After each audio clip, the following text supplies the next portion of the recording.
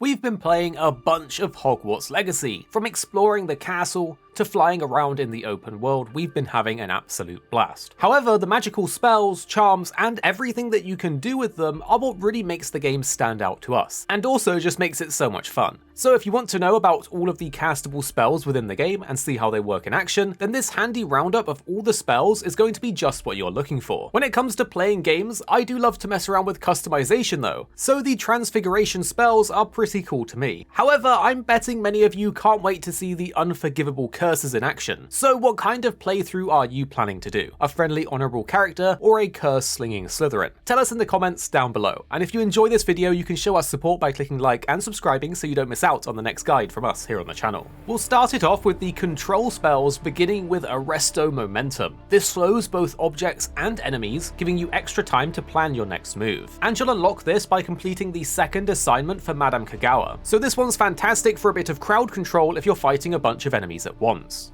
Next up is Glacius. This one will freeze enemies and increases the damage they take from follow-up attacks after applying the freeze. And you'll unlock this by doing the first assignment for Madame Kagawa. So if you want to show your foes how cool you are, this spell is definitely for you. And next is Levioso. This one will levitate both objects or enemies, which is very useful for solving puzzles and surprising enemies alike in combat. You'll unlock this automatically very earlier on during the main quest, Defense Against the Dark Arts. Next is Transformation. This will transform both objects and enemies into alternate forms, so whether you're puzzle solving or spell slinging, it's going to come quite in handy. And you'll get this by completing Professor Weasley's assignment. Next up are the Force spells, and we'll start off with Accio. This will summon a variety of objects or enemies to you in close range. Certain magical and heavy objects will require a sustained effort to pull them close, however. When you use this to summon an object that then reaches you, it will automatically cast Wingardium Leviosa to continue levitating the object and controlling it without the need for additional button inputs. This is great to pull an enemy close to you so you can follow up with other spells. You'll unlock this automatically in the main quest Charms class.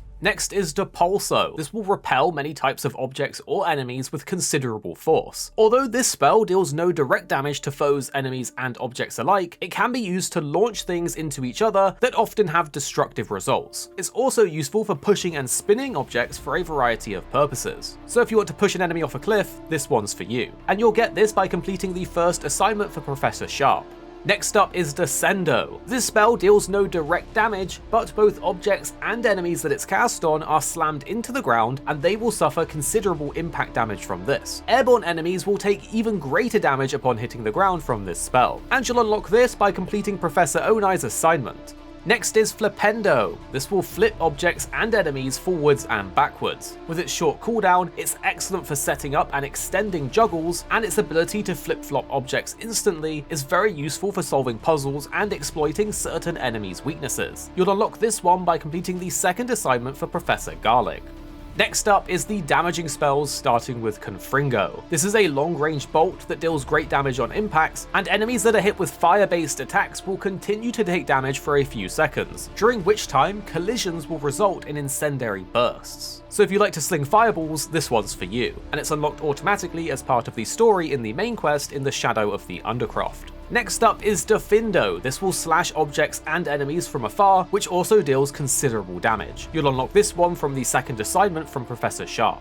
And next up is Expelliarmus. This is a disarming spell that will disarm wands and weapons from most enemies who are wielding them, but it also deals damage to all enemies even if they're not carrying a weapon. So this is a great spell to mix into your basic attacks. You'll get this by completing the second assignment for Professor Hecat. And next up is Bombarda. This deals heavy damage on impact and is accompanied by an explosion that can destroy heavy obstacles and hit surrounding enemies. You'll unlock this one by completing an assignment for Professor Hoenn, and if you like the Dungeons & Dragons Fireball spell, you're probably going to love this one. Next up is Incendio. This has a short range and will require you to be very close to the target, but the spell deals significant damage and can even light certain objects on fire. Enemies hit with fire-based attacks will continue to take damage for a few seconds afterwards, during which time collisions will also result in incendiary bursts. You'll get this one by doing the first assignment for Professor Hecat.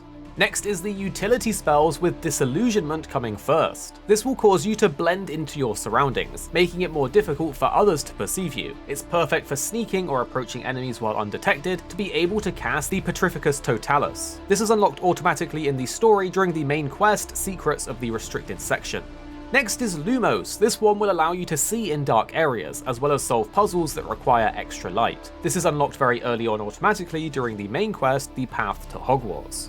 And next is Reparo. This will allow you to quickly return certain damaged objects to their original former states. It's unlocked during the assignment for Professor Ronan. And then we have Wingardium Leviosa. This will levitate and control a movable object. You can control its position with your movement and use up, down, left, right to fine-tune its distance and rotation. Wingardium Leviosa is also automatically cast on objects that are summoned to you with Accio.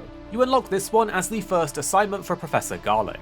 And next we have the Transfiguration spells, starting with the Conjuring spell. This is used to conjure items into existence when cast within the Room of Requirement. It's an automatic story unlock during the main quest, the Room of Requirement. Then you also have the Altering spell. This will alter the physical form and features of an item when cast within the Room of Requirement once again. You'll get this by completing the side quest Interior Decorating, which is available immediately after the previous main quest, the Room of Requirement. And then we have Evanesco. This one will vanish objects and give you moonstones in place of them when cast within the Room of Requirement once again. This is also an automatic story unlock during the main quest, the Room of Requirement.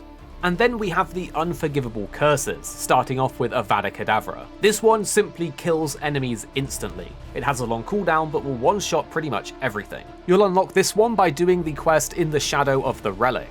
And next up we have Crucio. This causes most enemies to writhe in pain as they take damage over time. It also curses the victim, and cursed enemies will take more damage. This one's unlocked by doing the side quest In the Shadow of the Study. And then we have Imperio.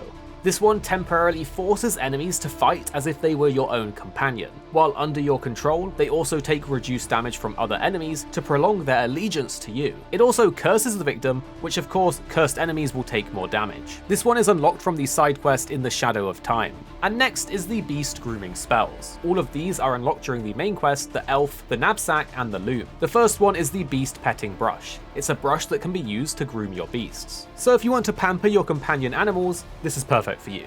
Next is Beast Feed. You can use this to feed your beasts because you want to make sure they're well fed. And finally is Knapsack. This is a charmed bag that you can use to both rescue and hold beasts in.